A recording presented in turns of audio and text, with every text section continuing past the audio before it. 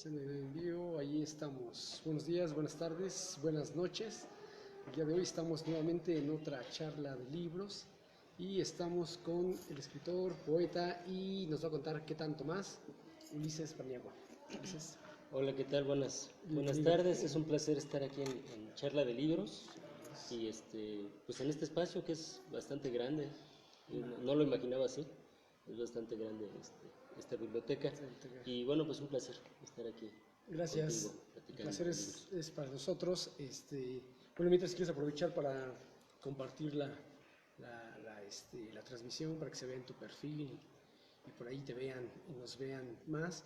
Pues bueno, aprovechamos para comunicar que ahí tenemos a las personas que siguen en las charlas.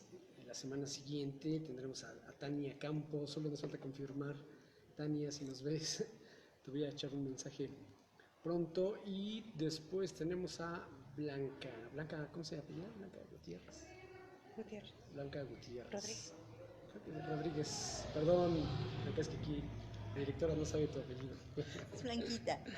Blanquita. Entonces, pues sí, el día de hoy vamos a conocer un poco de un escritor que yo lo he escuchado ya. Él es locutor en Radio Sogem, solo los miércoles. Los miércoles sale el programa. Los miércoles está un programa que se llama...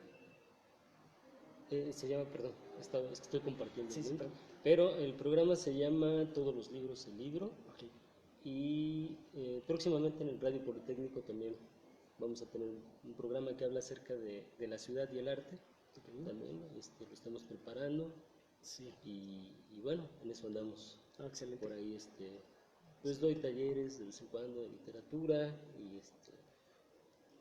no sé. Okay. Bueno, ya acabas de publicarte, ya. Te interrumpí, es que solo quería preguntarte eso. Entonces, pues bueno, ahora sí ya estamos todos conectados y damos la cordial bienvenida a Ulises. Queremos saber, aquí la idea es que Ulises nos platique acerca del escritor, del poeta, del compilador que tiene muchos libros. Entonces, Ulises, el espacio es tuyo. Bueno, pues no sé por dónde empezar. Sí, yo me gusta mucho escribir de todos los géneros. ¿Por qué lo hago? No lo sé de cierto. Como Sabines, solo lo supongo. Sí. Pero no es algo que me preocupe mucho. De pronto pienso que la literatura no es un solo género, pero sí es una unidad. Okay. Y de pronto se desprenden. A mí me gusta mucho jugar con novelas, de pronto que pueden parecer microficciones, como me comentaron de la más reciente que escribí. Sí. O también jugar, por ejemplo, con libros de cuentos donde las historias se ligan y finalmente podría parecerse a una novela. O jugar con el poema en prosa. Entonces, o de pronto hacer ensayo o crónica, pero vista desde una manera poética, pensar en una novela poética. Y todos estos cruces me parecen importantes. Entonces, escribo de varios géneros, aunque pienso que la literatura es, en cierta medida, pues una sola cosa. Okay. Es como un árbol y sus ramas vienen siendo las distintas géneros. Sí, de hecho el arte en general, todo el arte es ese árbol. A mí me gusta pensar cuando pienso en el asunto de la poesía, si lo acercamos a su definición, a su etimología, poiesis, que significa creación. Me gusta pensar que el universo tiene, digámoslo así, naranjas dando vueltas a nuestro alrededor. Okay. En un árbol, y de ese árbol que da vueltas a nuestro alrededor nosotros tomamos una naranja cuando queremos. Okay. Y esa naranja es un poema, esa naranja es una sinfonía. El arte es un lenguaje, es el lenguaje que hemos aprendido para traducir al universo. Okay. Y esa traducción puede hacerse de manera matemática, puede hacerse de manera lingüística, puede hacerse a través de la poesía, puede hacerse a través de un video, o de una coreografía. Entonces, finalmente no hay mucha diferencia con respecto a esto. Me gusta pensar en el arte de esta forma y eso me ayuda a construir otro tipo de historias, porque pienso que de pronto en el siglo XX el escritor estaba demasiado imbuido en el asunto de pensar solo en el lenguaje, como si fuera la única solución de la poesía, y de pronto se sustrae en esa época a las oportunidades de experimentar con otras disciplinas artísticas. Okay. Sí, entonces tu idea es, el arte está flotando, ¿no? Hay que agarrar, hay que plasmarlo, hay que traducirlo, hay que ponerlo de alguna otra manera. Como dices, no solo es texto, ¿no? Podemos ver poesía en una imagen, ¿no? Exacto. Yo hablo de la poesía, y hace poco leía unos ensayos de John Dewey, Katia Mandoki, acerca de la poética de lo cotidiano, todo lo que vemos, ¿no? Una hoja de papel volando puede ser un instante poético, una tormenta, dejar abierta la ventana y ver la tormenta al fondo de la ventana, los relámpagos cayendo es un instante poético. Para mí la base de todo esto es ese instante de poesía, sí, que nosotros traducimos a través de literatura o de música, pero finalmente es la misma materia. Eso es lo que pienso. ¿Cuándo te descubriste siendo poeta? Bueno, bueno, yo empecé a leer poesía con más ahínco a los 18 años. 18. La narrativa empecé desde los 7, 8 años a leer y a escribir a los 10. Okay.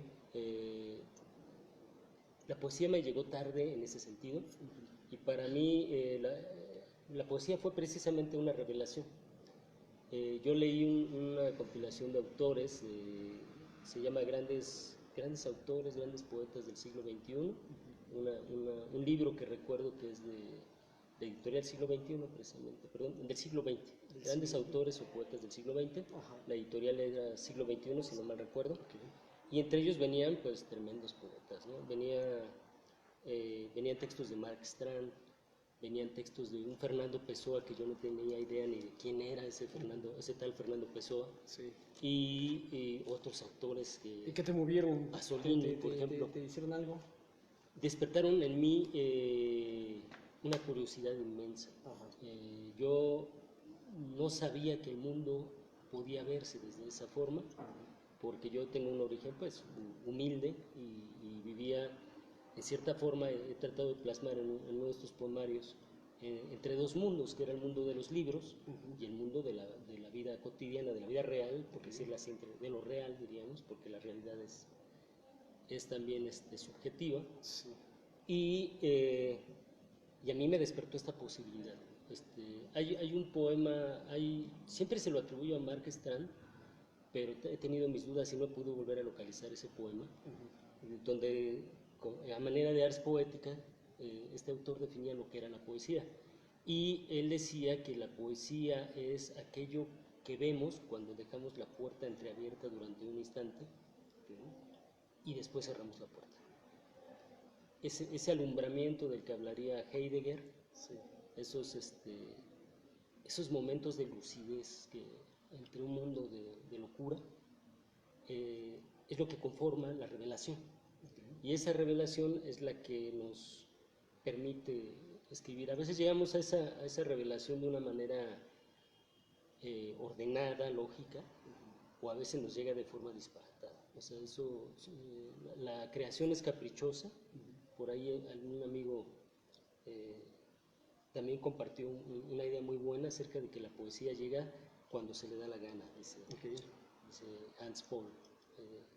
Y es cierto, ¿no? La poesía no nos pregunta, y de hecho yo diría que todo acto creativo, lo mismo claro. Pasa con la novela o con un cuento, nos aparece de pronto la frase, pero uno se pregunta de dónde llegó esa frase y llega a establecer que es imposible determinarlo. Claro. O sea, seguramente nuestro cerebro estaba trabajando acerca de esa idea. Hay muchas historias al respecto, ¿no? De gente que, dices, de plano, estaba con con la pluma y el papel, y como esa clásica, famosísima en un hoyo había un hobbit, ¿no? por ejemplo, ¿no? O muchos hablan de los famosos demonios, ¿no? Y a veces sí es cierto, es como si a uno le soplara al oído una voz y le dijera la frase que uno está buscando. ¿No te ha pasado soñarlo? A mí me ha pasado que he soñado un poema y estoy seguro que no está escrito, que no lo leí en ningún lado, y que si lo escribiera sería un gran poema, pero cuando despierto ya no lo recuerdo. Sí, no, francamente no. Lo que me pasó, sí, hablando de estas cosas interdisciplinarias, fue que soñé una sinfonía, una sinfonía bellísima. Ajá, Yo ascendía como un coro de estos, de tipo renacentista, ajá. y era maravillosa. No era yo soy admirador del Requiem de Mozart. Ok. Para mí no hay melodía clásica más maravillosa que el Requiem de Mozart, aunque algunos dirán que no la terminó completamente. Eh, pero, pero no era el Requiem de Mozart, era una sinfonía. Y cuando desperté, sufrí tanto porque, como no soy músico, Ajá. no tengo la capacidad de plasmar las notas que me estaban llegando en ese momento. Ajá. No puedo recordar la melodía, porque era un coro completo, lo cual no tiene sentido, porque yo no puedo imaginar coros en la vida real. Me pasó eso, pero a mí no me ha pasado, pero lo que sí recuerdo, una de las historias que a mí me pareció muy interesante, uno de los cuentos más, uno de los cuentos universales que seguimos leyendo y que es maravilloso y que surge de un sueño, es precisamente Casa Tomada, de Julio Cortázar. Entonces, es un cuento muy curioso, no sé si lo recuerdas. No, no lo recuerdo. Es una pareja de hermanos que viven en una casa y de pronto esa casa empieza a reducirse. Ellos empiezan a escuchar ruidos. Dicen, bueno, para esto sus padres han muerto. Y es una relación muy rara porque ellos viven como si fueran esposos, pero son hermanos realmente. Entonces se ha hablado también un poco de eso, es extraña la relación un poco incestuosa entre hermanos, y descubren que empieza a haber ruidos dentro de una de las habitaciones de la casa. Entonces se asustan, pero no quieren ir a ver, y lo que hacen es cancelar ese cuarto. Después empieza a haber ruidos en otro cuarto y lo cancelan, y van cancelando toda la casa, de modo que se van quedando como en la sala, como comprimidos. Y entonces era interesantísimo porque cuando a Cortázar le pregunta por qué se le ocurrió ese cuento, estaba en pleno la dictadura en Argentina. Y entonces muchos empezaron a suponer y a sospechar que ese cuento tenía que ver con una metáfora de la dictadura. Claro. Que cuando hablaba de la casa y de estar perseguido, tenía que ver con la dictadura. Entonces le empezaron a dar una serie de connotaciones políticas que a Cortázar le parecieron muy, muy curiosas y que creo que son válidas además como lectores. Sí. Pero cuando le preguntaron exactamente qué quiso decir, él dijo, no lo sé. Esto lo soñé, viene de un sueño, este fue el sueño que yo tuve y no sé qué significa. Y no tiene nada más allá. Ajá. Yo creo que las mejores historias son, o deben ser así de ambiguas, o sea, claro, no tienen una interpretación clara. El escritor que quiere ser claro o pero que bueno, quiera lo que Cortázar es que sí, cada cuento, ¿no? Genialidades. Uno de los que me fascina mucho era el que eructaba conejitos, ¿no? Sí. ¿Cómo se llama ese cuento? ¿Te recuerdas? Se lo escribió, creo que es el nombre de la chica, ¿no? Ajá, a una mujer que... Carta a una mujer, olvidé el nombre, sí. Era delicioso. Sí, está escrito como una manera de una carta, ¿no? Y donde le cuenta a una chica que... También tiene uno muy bueno acerca del oso que vive en las cañerías, que tiene que ver con el ruido que hacen. Él creo que vivía en París y se escuchaban las cañerías unos ruidos muy, muy fuertes. Entonces él jugaba que había un oso adentro de esos tubos, lo cual es imposible por el tamaño del oso, ¿no? Pero bueno, así nace la literatura, ¿no? Okay. Digamos que la literatura en mitad de sueño se sueña despierto, ¿no?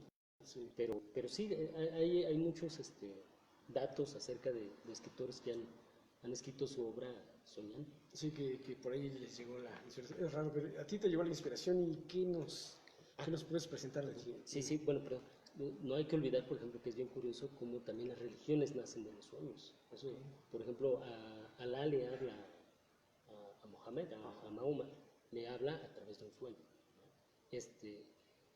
a la Virgen no le habla el arcángel a través de un sueño, pero parece una ensoñación. Es técnicamente un sueño, ¿no? Sí, ¿no? Cuando le dice Es todo. como una escena lírica. Ajá. Entonces, siempre ha existido, yo creo que esta parte de...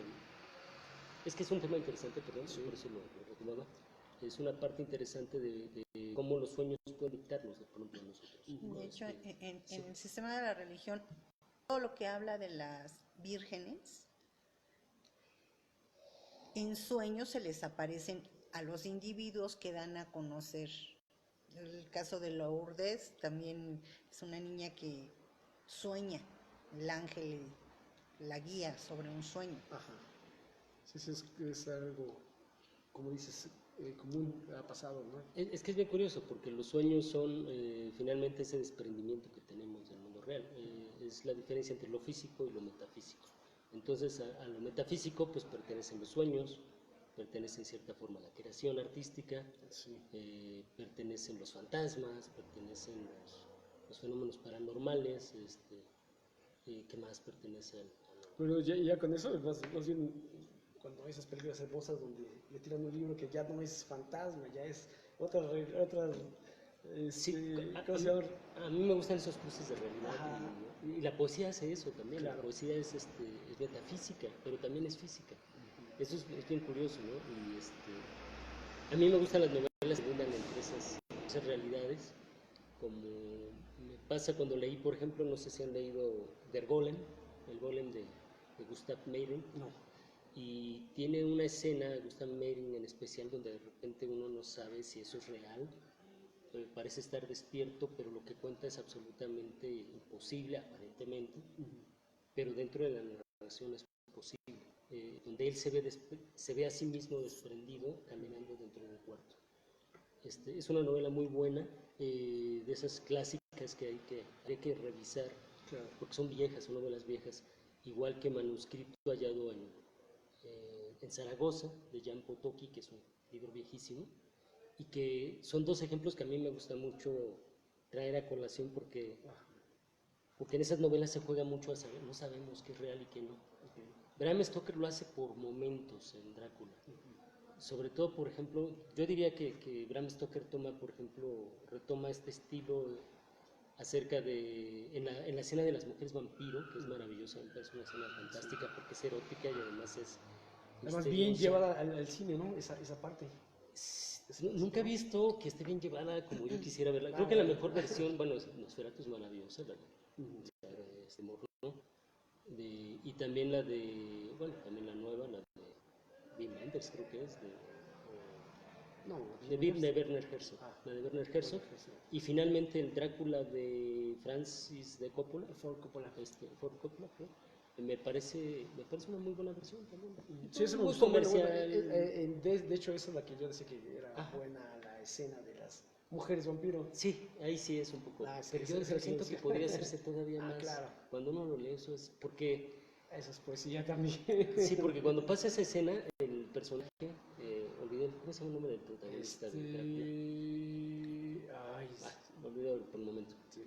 Pero bueno, él está como en filia. Entonces ve llegar a las mujeres dentro de un cuarto muy grande, las ve a la luz de la luna que se van acercando. Si hiciéramos una parodia, sería como cuando la pantera rosa ve al ratón que se le está acercando con un martillo que le quiere golpear, y cierra los ojos y las va abriendo, ¿no? Y cada vez está más cerca. Así se acercan las mujeres vampiro, nada más que de una manera más siniestra, ¿no? Y erótica al mismo tiempo, porque se supone que son bellísimas.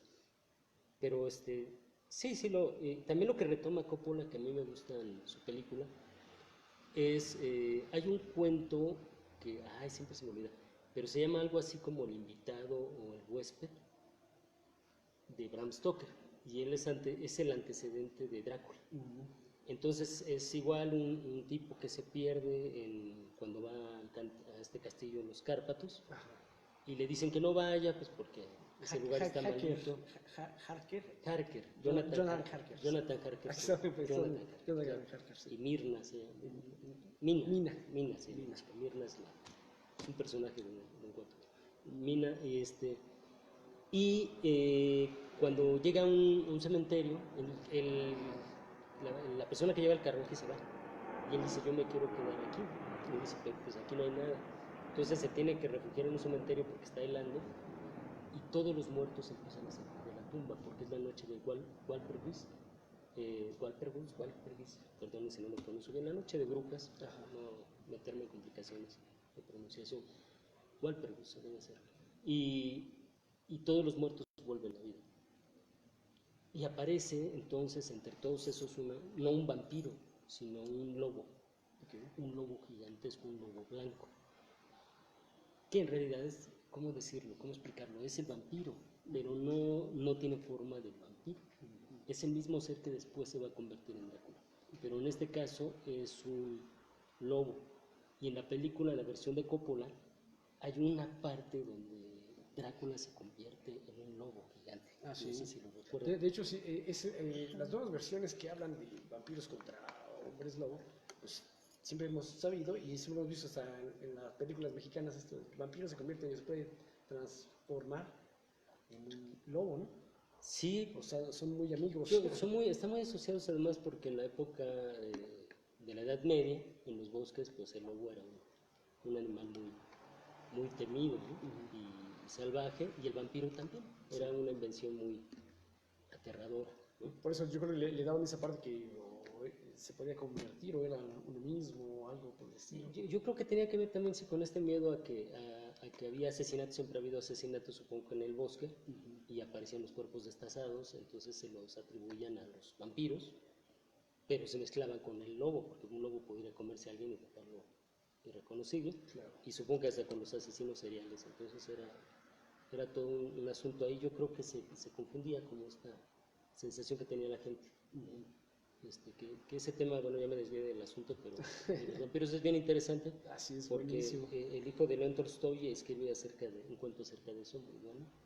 Y de los mismos enciclopedistas, Voltaire, escribe un cuento para burlarse de todos los que creen en vampiros. Ajá. Entonces, Todos esos seres, ¿no? ajá, el vampiro en una época, por ahí de esta época, estamos hablando de cuando sucede la Revolución Francesa, venía 1789, pero ya había un antecedente de 100 años de cuando vampiros. sucede la peste negra y otro tipo de epidemia que acaban con poblaciones completas y de ahí aparece la figura del vampiro. Sí, sí, pues Carmila es de 1814, creo. Por ejemplo. Creo que sí. Y por ahí está Teófilo Gautier también. Bueno, es todo un mundo. Bueno, y viniéndonos un poquito más a siglos más actuales. Yo anoche, ahorita que están hablando de cosas así medias, me puse a ver Pedro Páramo, porque hoy está cumpliendo 101 años. de su fecha de nacimiento Rulfo. Entre poesía, dime si yo estoy bien o no, o estoy mal. Para mí, haber leído ese libro fue como si hubiera leído poesía. Sí. La película es diferente, es muy diferente, muy psicodélica y entre los aparecidos, las muertas, la Eduviges y todo esto. Pero el libro en sí, a mí se me hizo un libro que tiene mucha poesía. ¿Estoy bien o me lo imagino? No, Esta percepción es bastante buena, ¿no? Tiene muchas frases también muy buenas. no, tiene mucho. Yo diría que sí, todo el libro para mí sí es poético. De hecho, yo tuve unas discusiones en Facebook con gente muy apasionada, porque yo decía que yo pienso que para mí, hablando de ahora viene muy bien a cuento de estas novelas góticas, estamos hablando de novelas góticas, de vampiros y el golem. Y Pedro Páramo para mí es una novela gótica, porque tiene todos los elementos de una novela gótica. Solo que no ocurre en el bosque, no ocurre con el frío, ocurre en un lugar muy caliente, ocurre en una hacienda. Pero si ustedes leen por ahí las características de una novela gótica, hay mucho de eso. Sí, que tiene un castillo y acá estás hablando de ¿cómo se llama? ¿Media Luna? La media luna, La hacienda. La hacienda de los Páramo. Eso sería lo que simboliza como el castillo. Como un castillo, y además está todo todo solo, ¿no? Siempre está solitario ese lugar, lo mismo pasa en la novela gótica. Hay una historia de amor, aquí tenemos la historia de Pedro Páramo con Susana San Juan, que realmente Pedro Páramo es de las pocas cosas que lo hace humano, el amor que siente por Susana San Juan, y lo vemos desde niño pensando en ella, cuando está ahí metido, creo que en el granero, en el baño, no recuerdo. Ajá, y su madre le dice, ¿qué tanto haces ¿Qué en el baño? En el baño, ¿verdad? Sal del baño. Y él está lloviendo y escucha la lluvia. Y él está imaginando volando su papalote.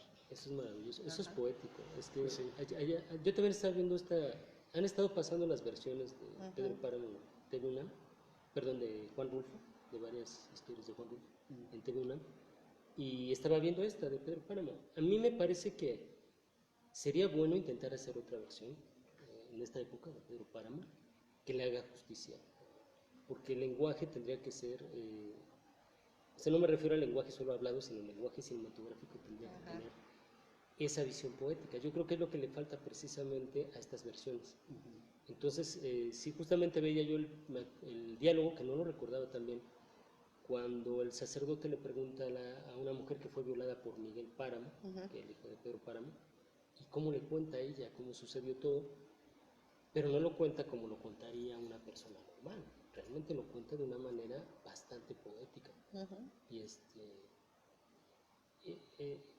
habla del acto de la violación y nunca describe la palabra violación, ¿no?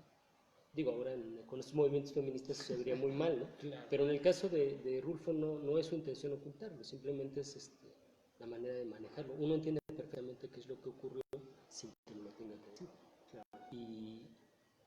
Y sí, definitivamente el lenguaje, además no solo, yo diría que Juan Rulfo no solo está lleno de poesía, sino de filosofía.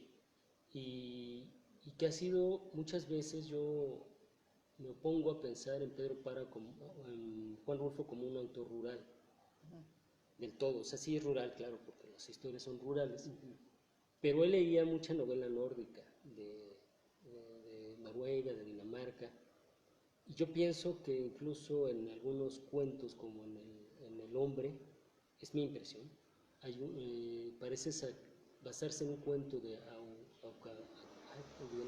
Akugahuata, que se llama En el bosque.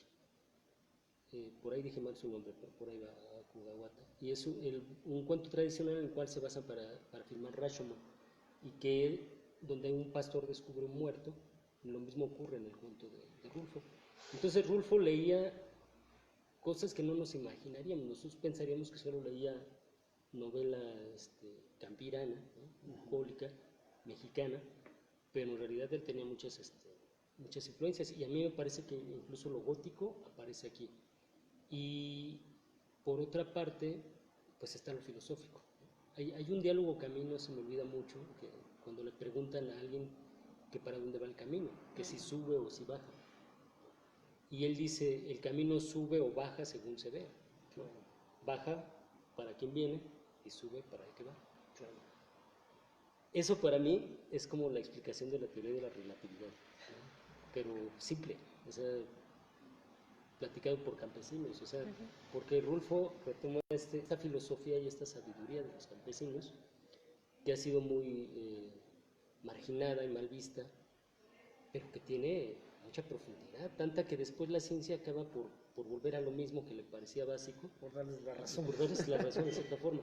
Entonces, Rulfo sí retoma todo eso. Y, perdón, estoy hablando mucho, pero, no. Pero es un tema que queremos escuchar. Bien interesante, porque yo siempre digo, como narradores, hay muchos tipos de narradores, y es válido que cada quien escriba como quiera. Pero a mí me parece que los mejores narradores tienen mucho que ver con la poesía.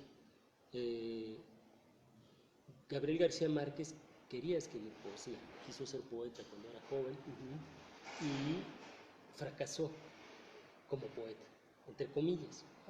Pero volvemos a lo mismo, si nosotros leemos 100 años de soledad, vamos a encontrar verdaderos episodios poéticos, claro, ¿no? Ahí hay poesía pura, ¿no? Borges lo conocemos como narrador, pero ¿qué tal como poeta? Era un magnífico poeta, ¿no? Cuando escribe, por ejemplo, precisamente este poema del Golem, ¿no? Basándose en esta novela de Gustav Meyrink y en la leyenda judía, cómo lo hace, ¿no? Y empezando con estos versos famosísimos que dice,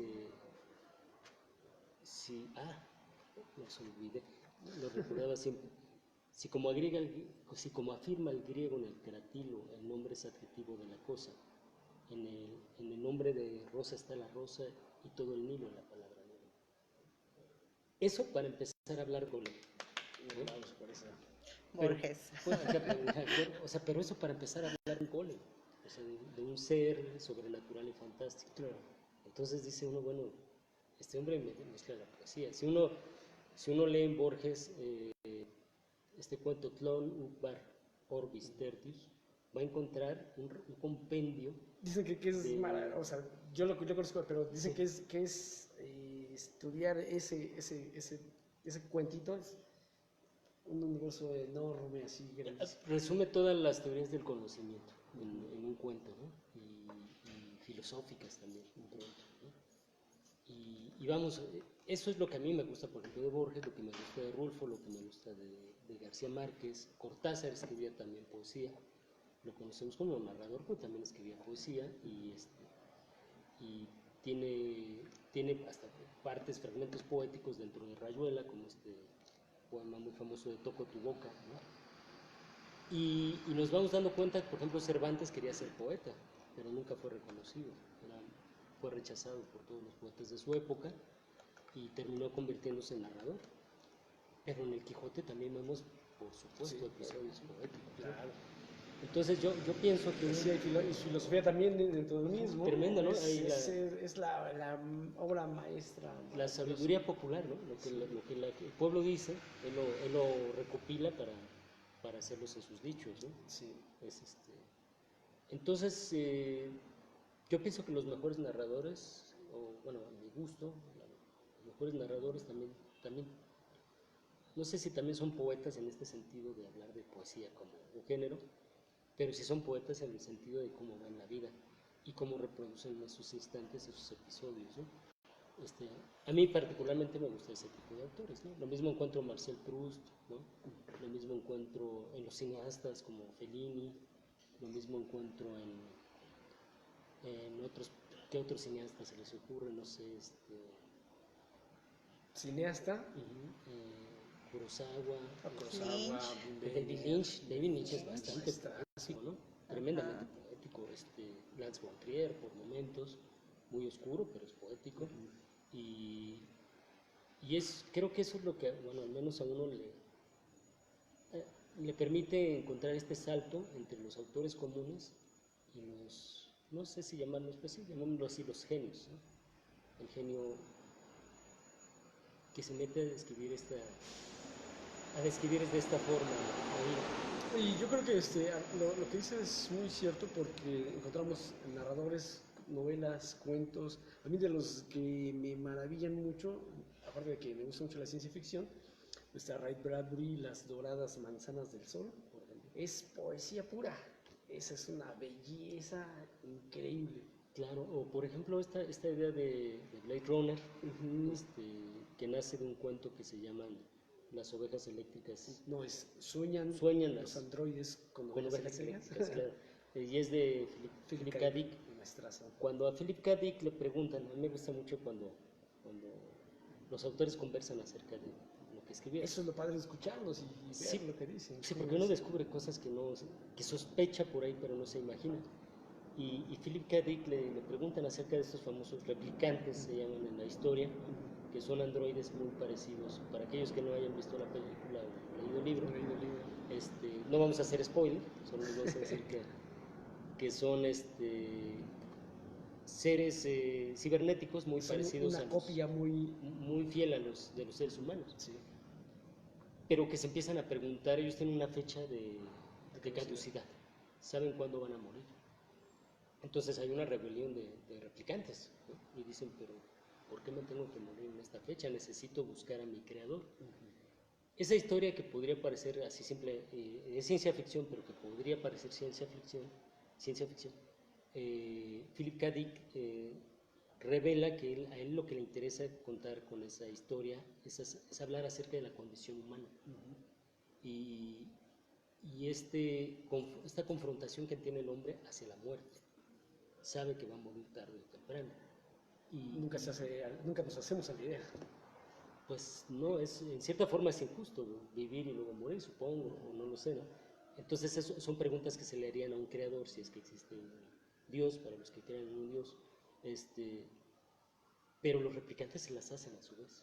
Entonces, Philip K. Dick dice, yo escribo ciencia ficción, pero lo que me interesa estudiar es la condición humana, que es lo No, que... y de hecho, Philip K. Dick tiene esa facultad, por ejemplo, en otros que los muy, muy famosos que predicen el futuro y los asesinatos y la policía. Minority Report. Minority Report, eso también para prevenir. Eso es malo. Y el final es increíblemente bueno. Sí, es muy bueno, muy bueno. Pero ¿qué me dices de la de Cabeza de Borrador?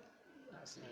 Los diálogos son poesía, o sea, para quien no está acostumbrado a ver ese tipo de películas y a escuchar ese tipo de narración, se pierden, se pierden, pero si le empiezas a encontrar el gusto, no, si la ves 10 veces, dices, a agarrarle la onda. Dices, wow, esto es poesía pura de lo que está hablando, aunque las imágenes estén completamente locas. Sí, incluso uno encuentra, por ejemplo, yo he encontrado cosas muy interesantes en los diálogos de las películas de Tarantino. En Pulp Fiction se ponen a hablar de una hamburguesa, ¿no? Que cuál hamburguesa es mejor. Pero es intencional, ¿no? Siempre los diálogos de Tarantino son intencionales. Y eso tiene un cierto trasfondo, ¿no? Que una pareja de asesinos se ponga a hablar de hamburguesas. Sí, como si nada, o sea, cuando van a ir a matar, sí, están dialogando así, tranquilamente. Sí, eso hace un personaje, ¿no? Eso hace la gente en la vida humana, o sea, estamos así, oye, ¿sabes qué? Me acabo de comer una torta y estaba delicioso. Y la gente discute por cosas así, ¿no? Sí. ¿Cuáles tacos son mejores? Sí, o sea, esto es ridículo, ¿no? Le quita esos diálogos así, acartonados, no sé. Sí, pero aún así los mantiene fuera de un nivel real, porque se atreve a meterlos dentro de una película, ¿no? O sea, yo creo que la poesía se encuentra tanto en lo cotidiano como en lo sublime, y ambos elementos se pueden ocupar. Lo que yo sí creo, bueno, particularmente a mí no me gustan mucho los escritores que tienden Es que hay dos formas de sencillez para escribir. Una es la sencillez de no tener la capacidad de poder escribir mejor y simplemente se describen acciones, y eso sucede mucho con los bestsellers. No digo con todos los bestsellers, por ejemplo en El nombre de la rosa obviamente eso no pasa, pero sí con muchos bestsellers que han venido posteriormente. Claro. Y la otra es lograr una maestría tal en el lenguaje que se logre la sencillez después de pasar por muchos procesos complicados, y entonces se depura el lenguaje a tal forma, ¿no? Que entonces tenemos un escrito que se lee de corrido, que se lee fácil. Pero eso requiere un proceso, ¿no? O como por ejemplo Picasso, hablando de esta cruce de artes, para poder pintar esos toros tan rápidos que era capaz de a mano alzada, tuvo que pasar muchas etapas, ¿no? Desde una etapa muy real, que era muy bueno para pintar figura humana, pasa su etapa rosa, pasa su etapa azul, su etapa depresiva, ¿no? Su etapa depresiva, de siglo. y después entra al cubismo, ¿no?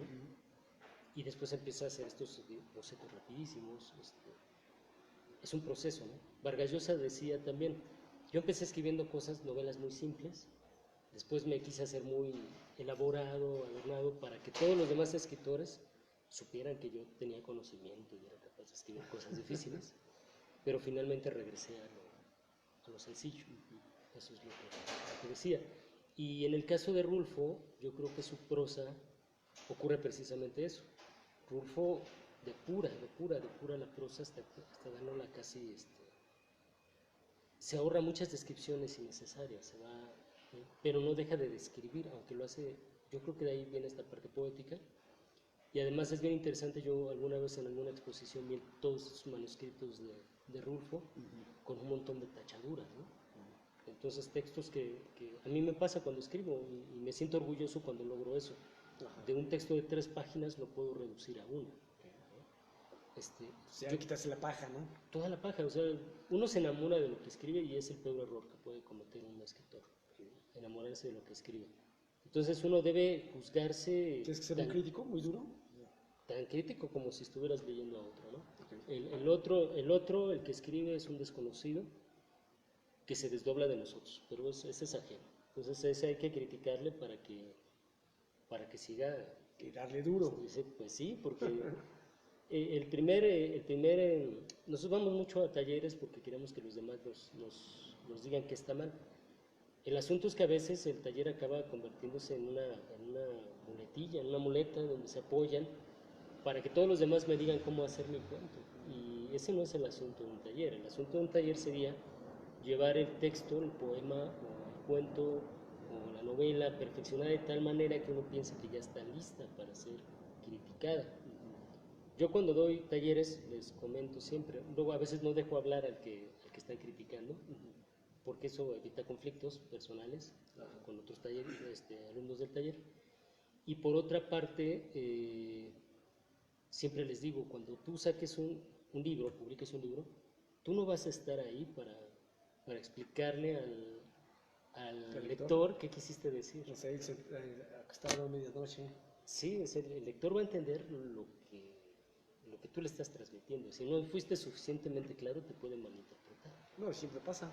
Y es muy común que se malinterprete al escritor. Entonces, entre más claros seamos, pues mejor, ¿no? Y en el lenguaje, entre más pulido, mejor, ¿no? Estaba tratando de recordar ahora quién era.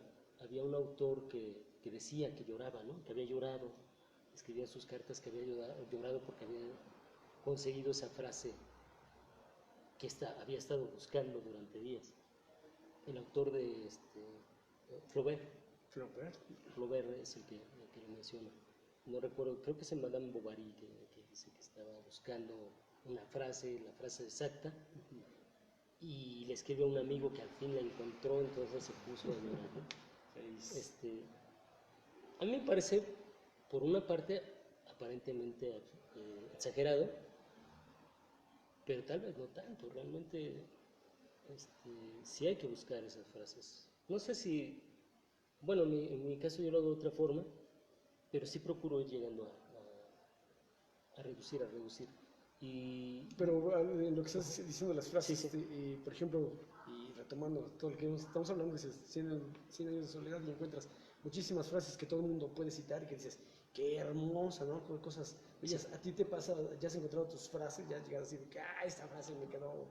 Pues, ¿O todavía no? Pues me doy cuenta por la gente distinto. que te va citando, pues sí, me ha pasado. Entonces me ha gustado mucho que la gente ponga, que cite frases mías, ¿no? Sí, porque citar es eso, es que uno como lector siempre dice, es que eso yo lo quería decir, pero él me lo robó de alguna manera, ¿no? Sí. Es exactamente lo que yo quería decir, muchas veces nos pasa. Sí, ahora tenemos un proyecto con unos amigos, que les mando un saludo, un colectivo que se llama Colectivo Pena Ajena, donde precisamente mezclamos pintura, música, poesía, y vamos a hacer unas camisetas con algunas frases y unos cuadros de mi amigo Luis Alanís, ¿no? El amigo Noah es el que va a hacer las playeras, y yo les mandé partes de mis frases, ¿no? Y entonces pues ahí me fui dando cuenta cuáles eran las que a mí me gustaban. Claro. Entre ellas hay una que no sé por qué la traigo mucho, siempre está rondándome la cabeza, que es una frase que dice que hay que hablar de amor y deseo mientras nos queden labios con que besar. Y que no solo tiene que ver con lo erótico, bueno, sí con lo erótico, pero con el sentido que le da George Bataille a lo erótico. O sea, lo erótico es todo lo que promulga la vida, lo que alienta la vida. Y la censura y el asesinato, el encarcelamiento, eso es lo tanático. Entonces yo cuando hablo de que hay que hablar de amor y deseo, es que hay que hablar de que estamos vivos, mientras podamos disfrutar el carnaval de la vida, que no tenemos que hacerlo de una manera exaltada, pues de una manera muy racional, filosófica, pero disfrutemos este espacio que nos ha sido prestado. Estar vivos, estar aquí y ahora, ¿no? Claro, como dirían los prehispánicos, ¿no? Solo vinimos a soñar, entonces disfrutemos, entonces estamos aquí. Y Otra es todo lo que amo el tiempo lo destruye. Todo el que amo el tiempo lo destruye. Y además es verdad, porque todo lo que amamos el tiempo lo destruye, ¿no? O Es sea, así como que, impacta, ¿no? pues no hay otra cosa, o sea, Sí. Oye, todo lo que amamos Ajá. tarde o temprano va a Sí. aparecer, Y ¿no? nosotros mismos. Sí, nosotros, ¿no? Subiste un poema, leíste un poema en voz alta, hiciste un video y alguien dijo que lloró, que le gustó mucho tu poema, Sí. le conmovió Sí. mucho, le fue muy... Sí, sí, sí, Dije, sí. qué padre. O sea, ahí es donde dices, bueno, yo lo leí, me gustó, te comenté que me gustó, pero creo que en algún momento alguien le pega exactamente, escribes exactamente, o alguien lee lo que estaba pasando en ese momento y me gustó mucho esa parte. ¿Te acuerdas? Sí, sí.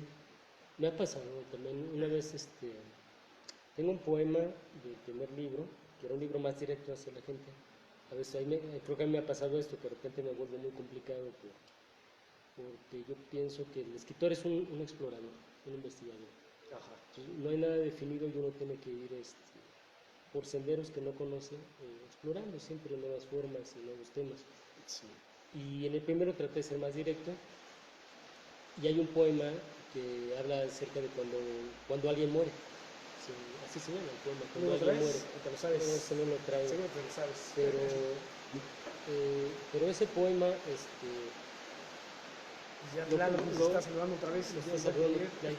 lo pusieron en unos tendederos donde sacaron frases, otras personas, y ese poema fue de los que les gustó. Lo pusieron en un tendedero, debió haber sido en Tulancingo, si fue en Tulancingo y algo, en un encuentro. Y a mí me sorprendió mucho, yo estaba parado, vi llegar a una mujer que se puso a leerlo y reventó en llanto. Oh, qué padre. Entonces, yo no le dije que era el autor, me acerqué y le pregunté que si le había gustado y me dijo que su mamá acababa de fallecer y que ese poema precisamente le recordaba, pues eso, todo ese duelo acerca Claro. de su madre. Y para mí ese fue el primer conocimiento que tuve acerca de que las palabras que escribimos tienen un peso sobre nosotros. Y entonces, como dirían los superhéroes, con todo gran superpoder viene una gran responsabilidad. Responsabilidad.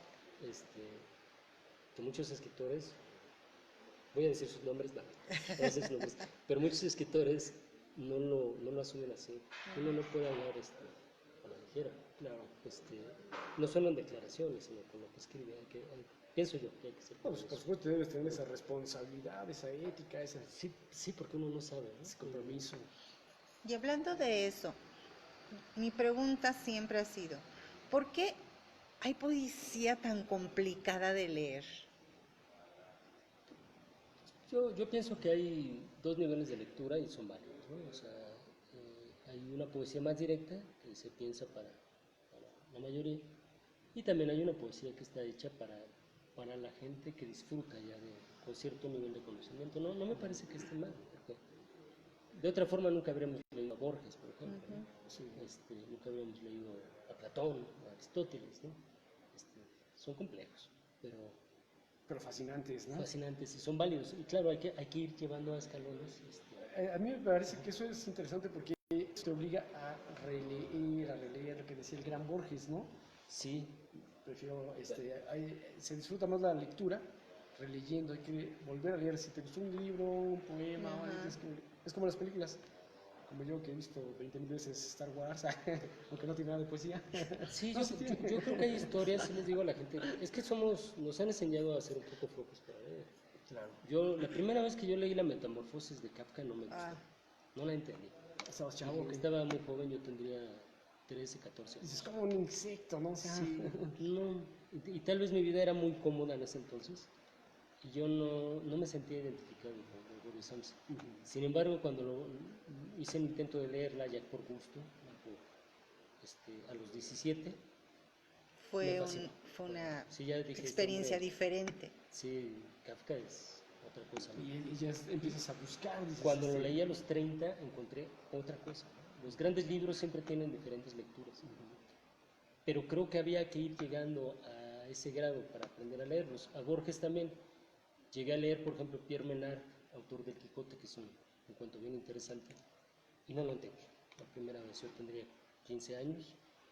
No, es que si agarras Yo a ponerte a darles Borges a los adolescentes, creo que te pierdes mucho, hay mucho que te pierdes. Yo Quizás con Borges poco- todavía poco a poco utilizo el avanzar, diccionario. es que avanzando de poco a poco, pero Sí. sobre todo tener otras lecturas, Ajá. quizás tener más lecturas para saber. Sí, cuando leí Pierre Menard decía, bueno, el autor del Quijote es Cervantes, ¿no? ¿De qué me habla?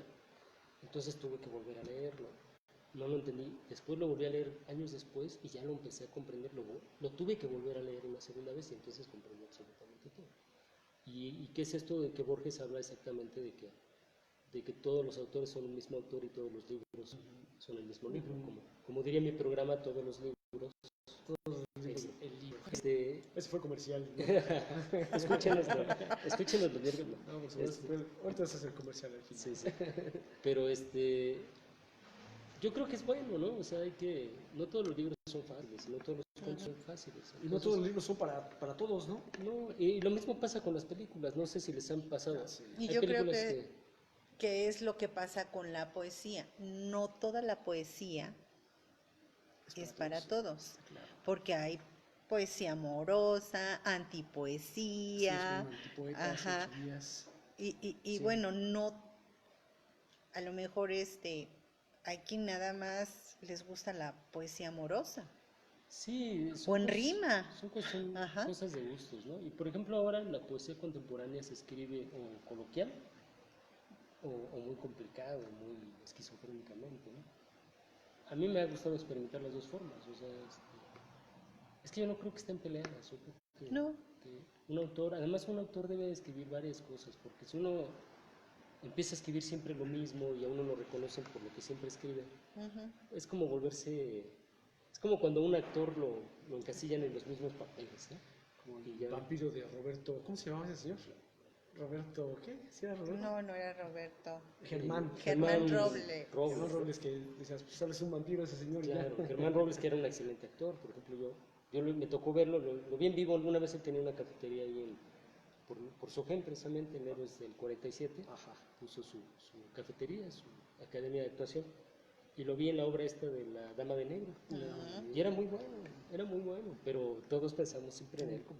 Le ves cara de vampiro, ¿no? El Claro. señor tenía cara de Y vampiro. yo creo que a los escritores les pasa lo mismo, No, ¿no? por supuesto. Uno acaba teniendo cara de vampiro si sigue escribiendo siempre lo mismo.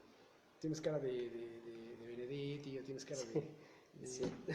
Sí, por ejemplo, de Sabines, Benedetti, ¿no? sí, Benedettis, melosos. A mí sí me gusta lo meloso de Benedetti, ¿no? No, pues a todos nos gusta, Me todo el gusta. mundo finge. Pero nos gusta el ojo, agudo también. no es lo único que escribe. O sea, Benedetti escribe también unos cuentos políticos muy interesantes. Las críticas, ¿no? Es muy fuerte, por ejemplo, ¿no? Y así, pues, cantidad de ejemplos, ¿no? Pues, pensamos en Sor Juana escribiendo sonetos de amor, ¿no? El famoso Hombres necios que acusáis a la mujer. Pero ¿qué pasa con la Sor Juana del sueño, ¿no? Que ha sido ahora, ha pasado a la historia como el primero sueño, se llama ese libro, que es un compendio donde ella empieza a hablar de ciencia, donde empieza a hablar cómo se mezclaba la ciencia que ella conocía, la astronomía, con las partes, dirían ahora los chakras del cuerpo. En ese entonces ya no sabían absolutamente nada de chakras, pero se pensaba que el cuerpo tenía ciertas funciones que estaban de alguna manera ligadas a la astronomía, y en primer sueño Sor Juana habla de eso. A esa Sor Juana pocos la conocen, ¿no? Sí, no, yo- Muchos la conocen, los que saben la conocen, ¿no? Claro. Entre ellos, bueno, Octavio Paz, que saca este ensayo de las trampas de la fe, y bueno, los especialistas saben de es un librazo, es un libro que todos deberíamos saber que existe. Sin embargo, de Sor Juana solo nos llega este poema que es el que más se acercó a la gente, que por otra parte supongo que está bien, ¿no? Entonces yo creo que, por ejemplo, es un tema bien interesante para empezar a leer. Si uno dijera, ¿qué es lo que hay que darle a los jóvenes? Si les gusta leer, algo un poco más complicado. Si no les gusta leer, empecemos por lo fácil, porque si no, lo vamos a volver aburrido. Sí, nunca lo atrapas. Y a todos en la escuela, bueno, a muchos en la escuela no nos atraparon con los libros que nos dieron, porque nos dijeron, bueno, a mí sí me dijeron, pues léanse el Quijote, ¿no? Y bueno, ni siquiera tenía el tomo en la casa como para leerlo. Y Y cuando lo empiezas a leer dices, pues No, no es para mí esto. No, yo creo que un Quijote difícilmente, bueno, puede ser, pero difícilmente se lee en secundaria, Sí, no, primaria. ¿no? pero un maestro sí, el maestro de español, en segundo sí nos dijo, pues había que leerlo, pero sí nos había dicho, hay que leerlo, pero más adelante, ¿no? Pero ¿qué tal si les damos, por ejemplo, a leer Las batallas en el desierto? Ya, por supuesto. ¿no? Les damos Uy, 15% de batería. historias de ese tipo, ¿no? Sí. Pero bueno, pues sí, en sí, así está el asunto. No sé, ¿quieren que hablemos Sí. de los libros? Háblanos de tus libros así. Bueno, me rápidamente. traje, como no sabía qué traer, me traje todos. No me traje todos. Todos. Déjame Me conseguir traje cable. de los últimos libros Continúa. que he publicado, he tenido la fortuna de publicar. Y Yo te acompaño sí, en lo para no que- estar aquí, en lo que aquí llega. solo. Sí, así. Ya. Pues está este libro, ¿lo pongo? Este libro que se llama, es una novela metaficcional, digo yo, Ujú. que se llama Ese lugar existe.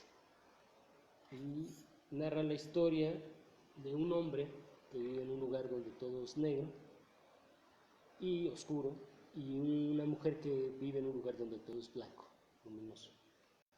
El lugar donde ella vive se llama Luxindra, y en medio de las dos historias hay un tigre que está rondando y dos cadáveres que nadie sabe cómo están. Los dos lados.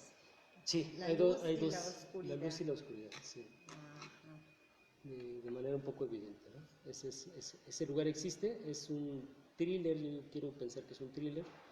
El editor, está editado por Fridaura, editorial Fridaura.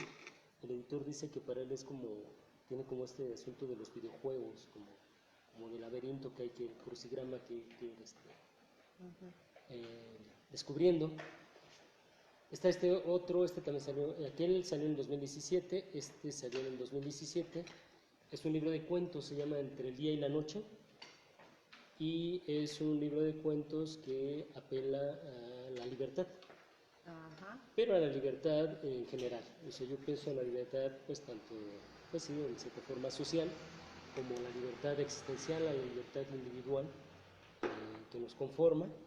Entonces hay historias que, todas las historias tienen que ver con ser libre de alguna manera, y unas son serias, ¿no? Y tristes, otras tienen cierto sentido de humor, por ejemplo. Ahí está. Entonces sí, creo que está. Vamos a ver por acá. ¿No? Ahí está. No, yo sigue, yo estoy allá.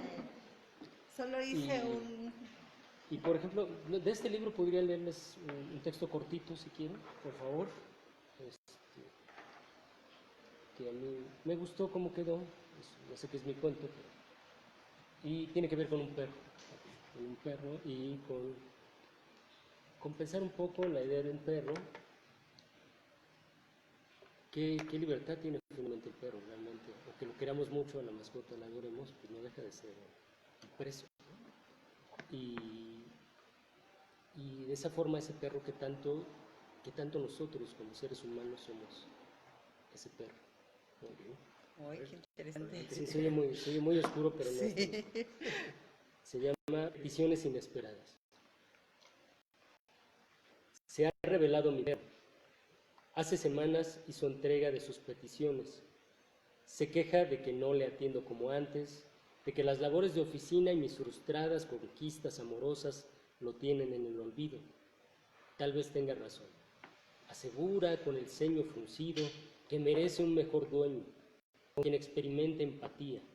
Me muestra con insistencia un tomo titulado Los derechos de las mascotas. No sé de dónde lo ha sacado. La primera vez me dejó con la boca abierta.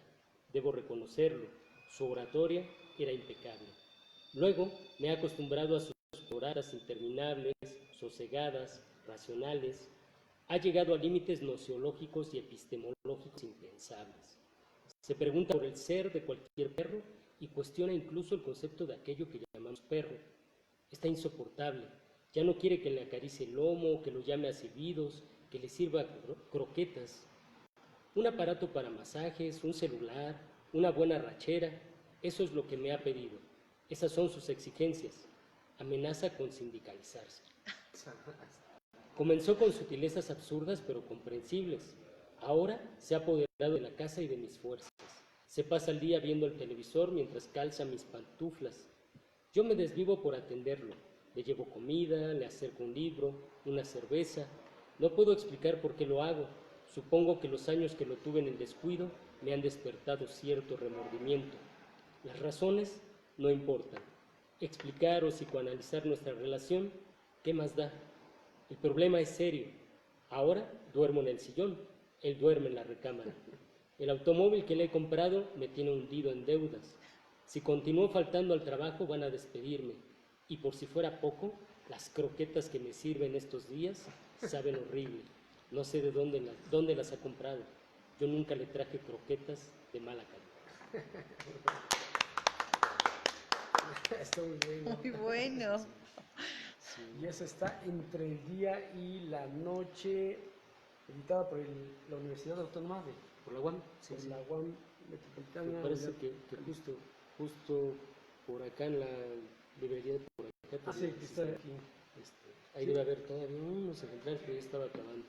Ah, ok. Muy cerca de la biblioteca de José Manuel Otón, aquí, más bien muy cerca del metro Juanacatlán. Juanacatlán. Está una unidad de Una biblioteca de la Una UAM. biblioteca de la Muy UAM. bonito, un edificio muy bonito. Hermoso por fuera, no hemos entrado todavía a conocerlo, pero tendremos que... Sí, pues, Ajá, sí, es el que está por aquí. aquí sobre la avenida, ¿no? Sobre la Sobre un la edificio Revolución. blanco. Muy Ahí bonito, pueden encontrar muy clásico. este libro, ¿ok?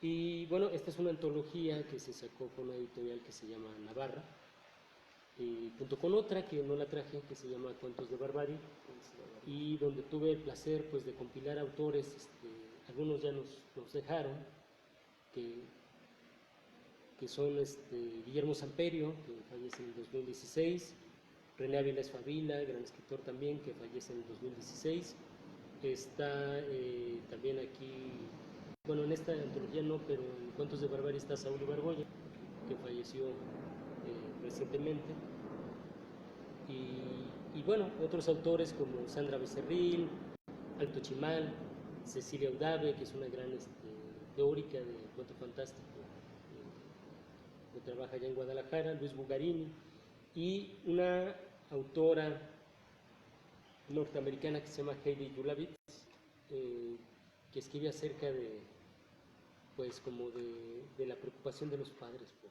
sus hijos, ¿no? Okay. Y esta antología se llama Los Insomnios. Los Insomnios. Y está pensada, pues, en estas ocasiones en que tanto, como es una antología de cuento fantástico, cuando uno no puede dormir por una inquietud de este origen, o en el escritor que se levanta a escribir en la noche. Y el título se lo puse por una cita de Milorad Pavlik. Yo les recomiendo los libros de Milorad Pavlik, no es poco conocido. Tiene uno que es maravilloso que se llama Siete Pecados Capitales, y es un libro loquísimo, con una estructura muy loca y muy extraña, y que se lee muy fácil y que es muy agradable, es muy simpático. Y Milorad Pavlik dice en esa cita, dicen que existen dos insomnios, como dos hermanas, el de antes de dormirse y el otro después de despertar en plena noche. El primero es madre de la mentira, el otro es madre de la verdad.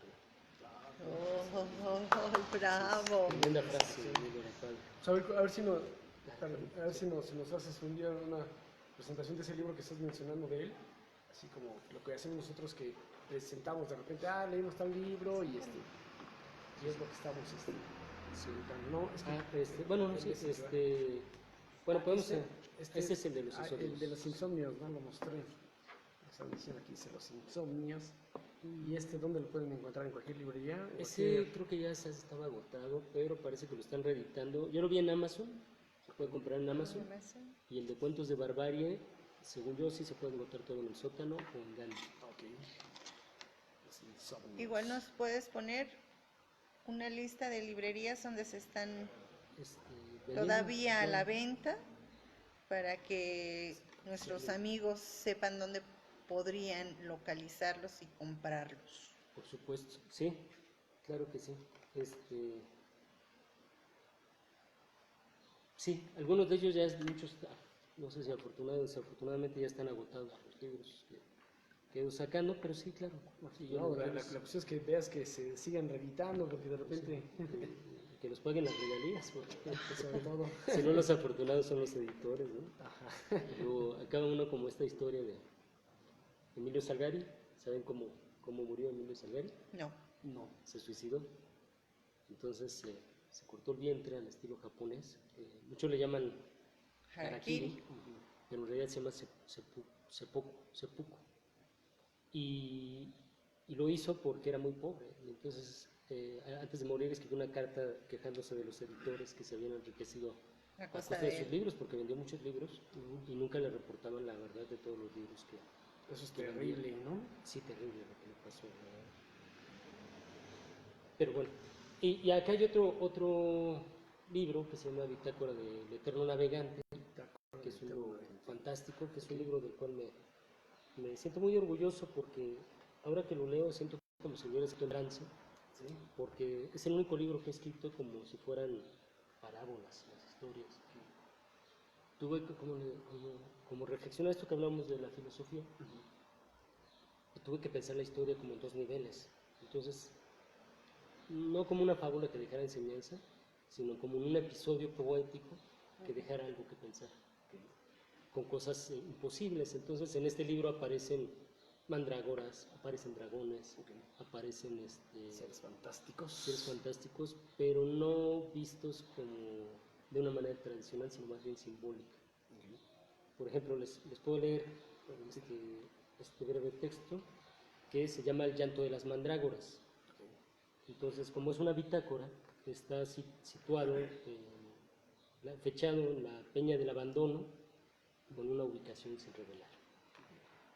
Y dice: las mandrágoras son, en principio, amorosas, seres complejos que pugnan por ganar territorio y que en estas batallas demuestran un aspecto afectivo, pues los espacios que consiguen en su lucha sirven para consolidar un nido de amor, un tálamo vegetal al calor de las frondas vecinas. Plinio Apuleyo, en uno de sus tratados más misteriosos y menos reconocidos, de botánica y erotismo, es un tratado que por cierto no existe, Claro. pero hay que jugar con estas cosas. A lo Borges. Si lo quieren buscar, búsquenlo, por ahí debe aparecer, de botánica y erotismo. Describe sus aproximaciones a dicha especie con expresiones de admiración. Estoy convencido de que arribamos a las tierras que Plinio visitó en sus numerosos viajes, donde se encontró con la planta. Atzabel, un misterioso alquimista que se anexó a la expedición cuando compramos la fragata, comprobó por accidente la monogamia de las mandrágoras. Al levantar un pedazo de esa tierra húmeda y fértil, no mayor a una vara cuadrada, pudo evidenciar cómo las raíces de estos seres se agitaban en un ritmo frenético. La mandrágora, para los que no la conocen, es una planta que se supone que relaciona mucho con la brujería, pero también se pensaba que tenía forma humana y que las raíces se enroscaban debajo de él.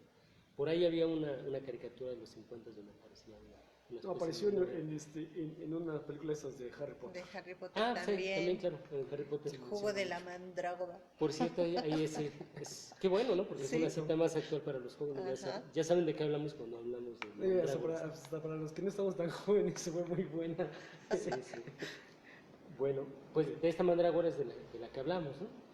Entonces, dice, nos dimos cuenta de que a pesar de ese amasijo de raíces que disfrutaban del contacto entre sus tallos, deleitándose con roces sutiles o desesperados, al final las mandrágonas permanecían unidas en parejas, sujetándose firmemente a una raíz y solo a una que habían escogido, y a la cual permanecían afianzadas, leales a pesar del bullicio aparentemente lascivo de la comuna.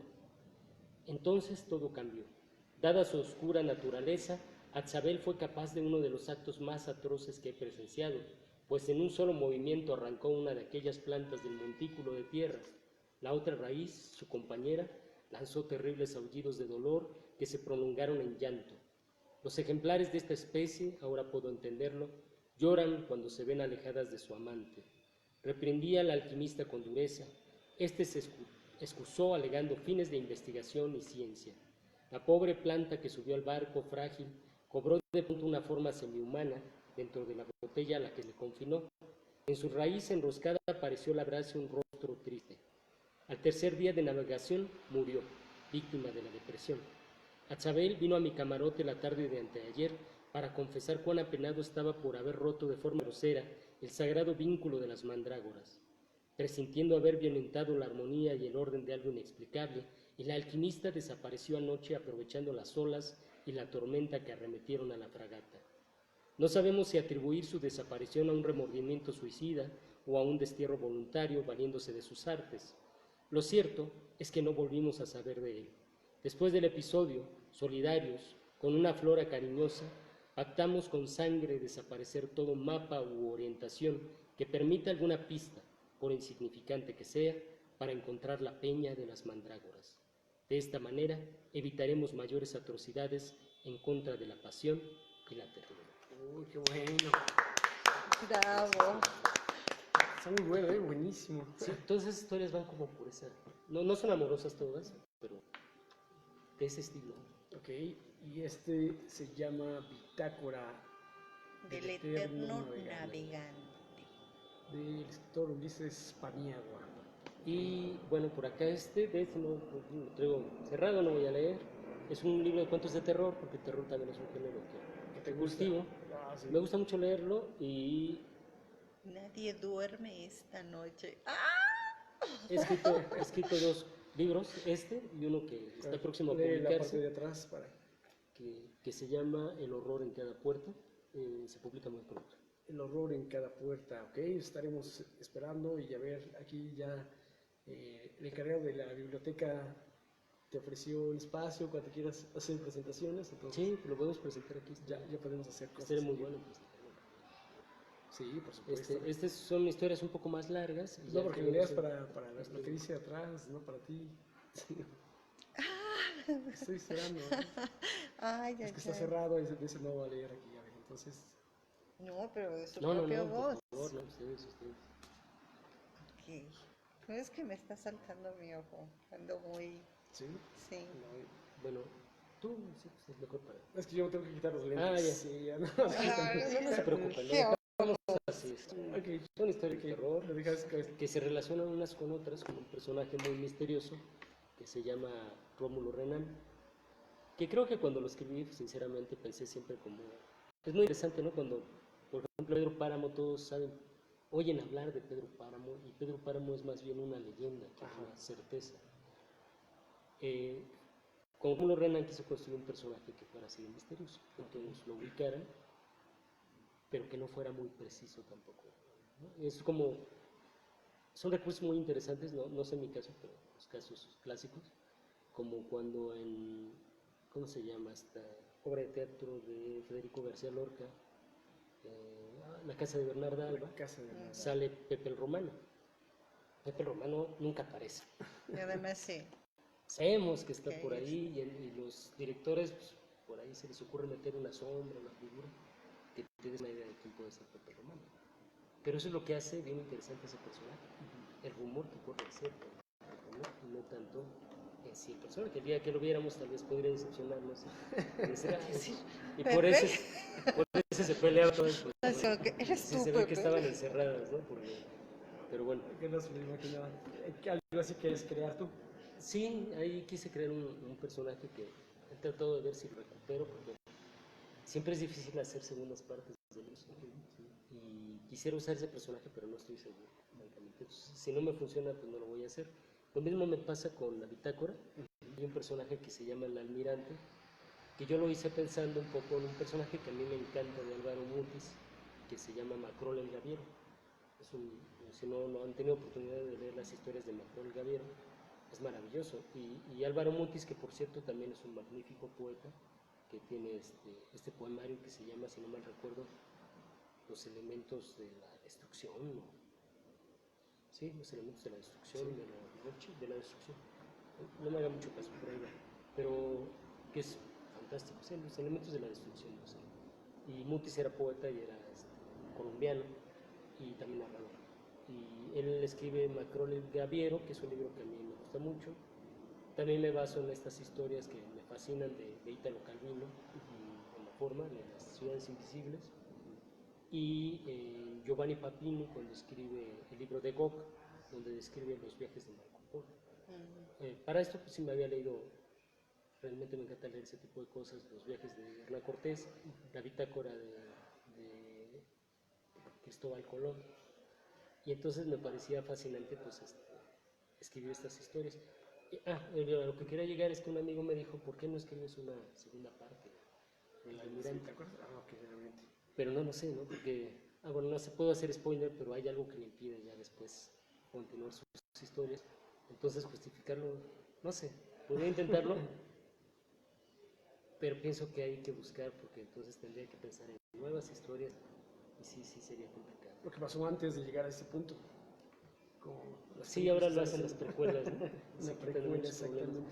Pero problemas, yo digo que uno no debe escribir un libro a menos que esté seguro de que va a sacar un buen libro. O sea, y si yo no consigo tener historias tan buenas, no sé, ¿no? Es como pasa, bueno, en mi opinión, pasa un poco como con el Hobbit y con el Señor de los Anillos. El Hobbit, si no mal recuerdo, escrito se escribe primero. Sí. Y después se escribe El Señor de los Anillos. Pero en el cine primero se filma El Señor de los Anillos y después El Hobbit.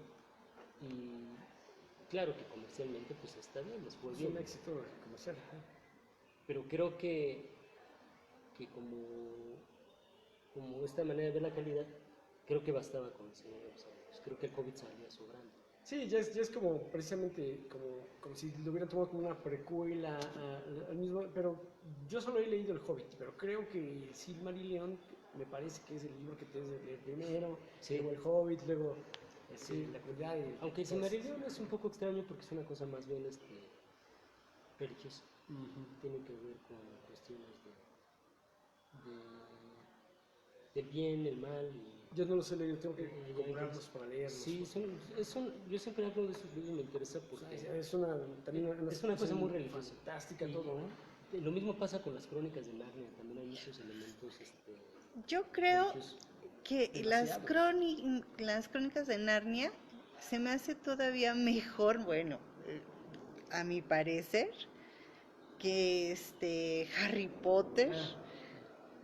O sea, muchos dirán, ¿cómo crees? Pero me gusta más. Sí, a mí no me gustó porque sí mete demasiadas cosas religiosas, ¿no? Muy A religioso. mí no me gusta mucho la religión, entonces Lo que pasa es demasiado. que un poco con los autores es que yo siempre hablo de eso, por eso les digo, para mí hay buenos... Digo, a mí no me disgusta Harry Potter, no es mi favorito. No, sí, no Traté de ver está las, padre. creo que de 7 vi 5, ¿no? 5 películas. A mí me faltó la última. Las últimas, la verdad, no me decepcionaron mucho. La última me faltó. Y creo que sí tiene muchos cruces con otras historias, como Star Wars, ¿no? Parece este pleito de Darth Vader y Luke Skywalker, parecía que solo faltaba que Harry Potter fuera hijo de... Eres tú, padre. ¿Cómo se llama? De Voldemort, ¿no? ¿Cómo se llama? Había un meme, ¿no?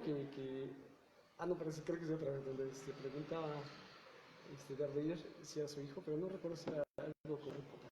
Sí, probablemente, porque sí se parecen.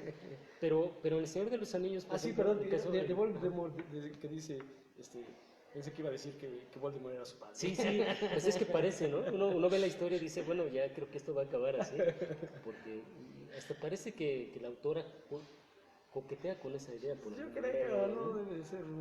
Pero, por ejemplo, Tolkien era filólogo, entonces él había estudiado lenguas antiguas y se inventa esta edad, esta Tierra Media, que no es como más que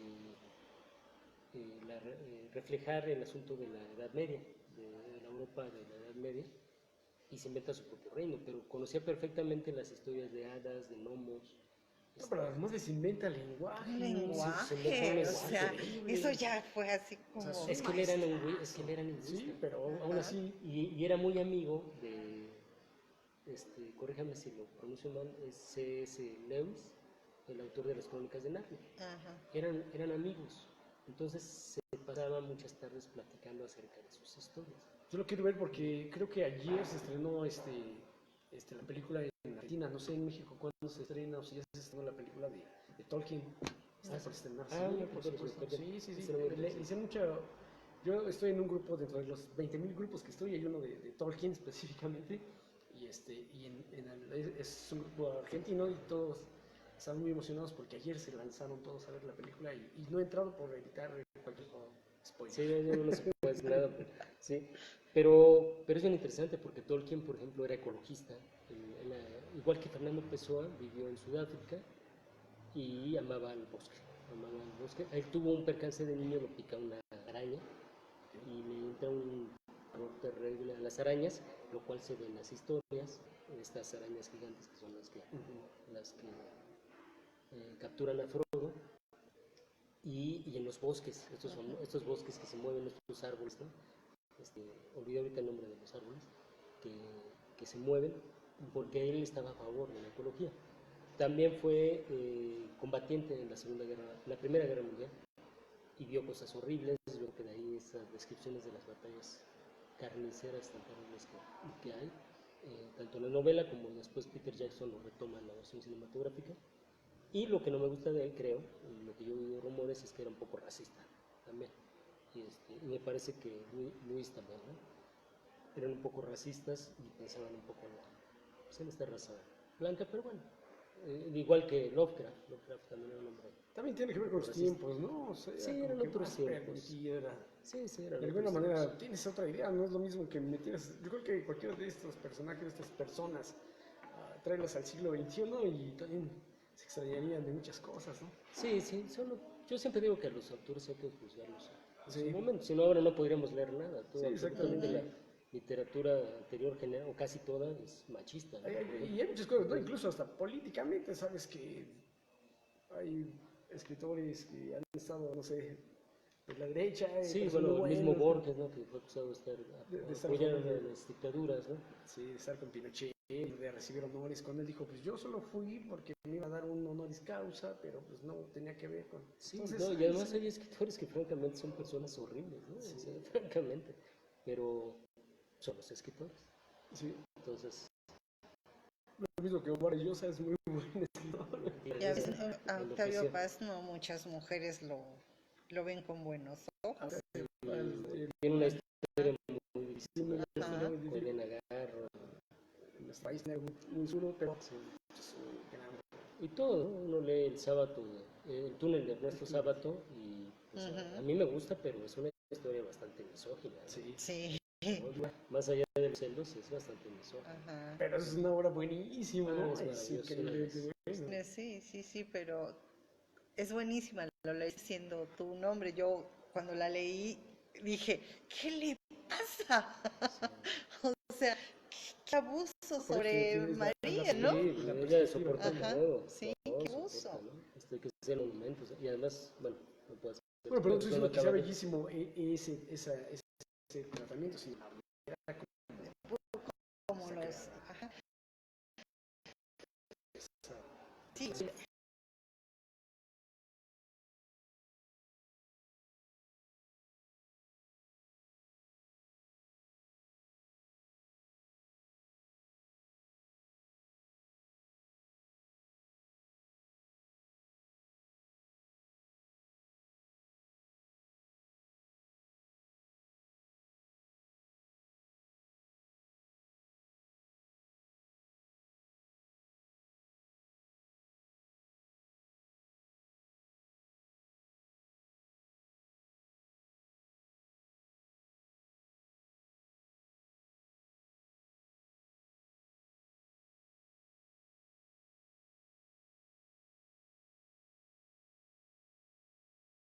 de las mujeres, ¿no? Sí, o sea, no es que me disgusten, creo que son grandes obras, pero sería muy interesante escuchar la versión de Lolita, de ella misma, ¿no? O la versión de Ana Karenina de ella misma, Claro. porque Madame Bovary la jugamos como si fuera mala, o ruda, como si cínica, o Sí, Ana Karenina pues hace lo correcto y acaba mal, ¿no? O sea, la mujer no tiene escapatoria, porque este asunto de la infidelidad era pues, muy mal visto. Entonces ahora habría que ver, por ejemplo, lo que es de una película que bueno, me comentó